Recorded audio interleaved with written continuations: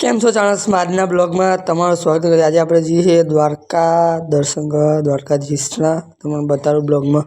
આ બ્લોગમાં જોડાઈ રહેજો। આવી ગયા આપણે દ્વારકા, ફટાફટ આવી ગયા દ્વારકા। આવા ત્રણ ભાઈઓ જઈએ દ્વારકા મંદિરે દર્શન કરવા। તમારા બરાબર તમે પણ દર્શન કરો દ્વારકાધીશના।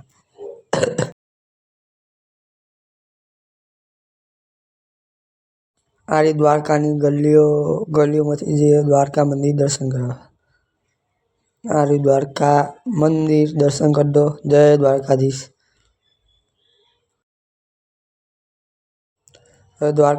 દ્વારકા મંદિર દર્શન કરીને આવી જાય। હવે આપણે દ્વારકામાં ફરવા નીકળી જઈએ।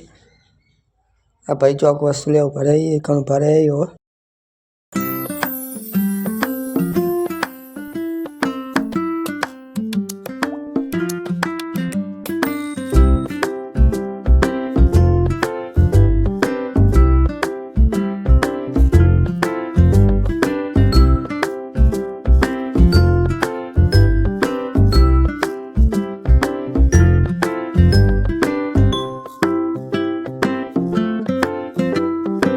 હવે આપણે આવી જાય ગોમતી ઘાટે।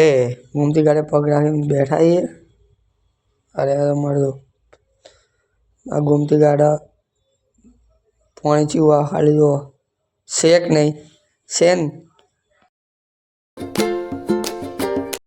ફાઇનલી ગાઈસ આપણે આવી જાય દ્વારકાના બીચ ઉપર। આ લક્કીભાઈ જો વિડીયો ઉતારા શેક નહીં લક્કીભાઈ શેન। આ તો દ્વારકાનો દરિયો। અહીંયા લાઇટ હાઉસના ઉપર દ્વારકાનો નજારો જોઈ શકો છો। અરે આપણે ભાઈ પાટણનો અરે અમે દ્વારકાધીશનું મંદિર।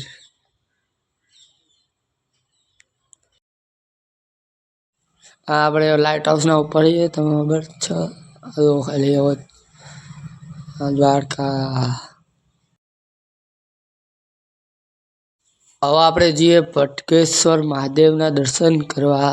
પગપાળા સંઘ ભટકેશ્વર મહાદેવ બોલો હર હર મહાદેવ।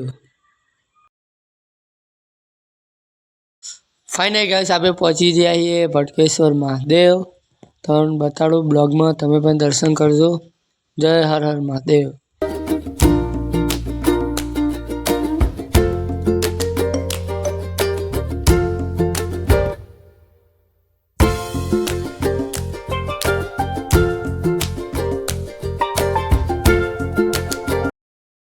તમે દર્શન કરજો ભટકેશ્વર મહાદેવના।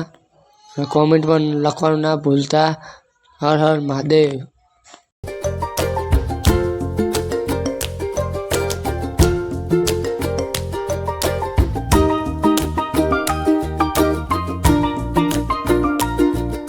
હવે આપણે દ્વારકાથી નીકળી ગયા ઘરે જવા। ચાણસમાં આપણે એક જ દિવસ માટે આવ્યા હતા। એક દિવસ ફરીને નીકળી જઈએ ચાણસમાં।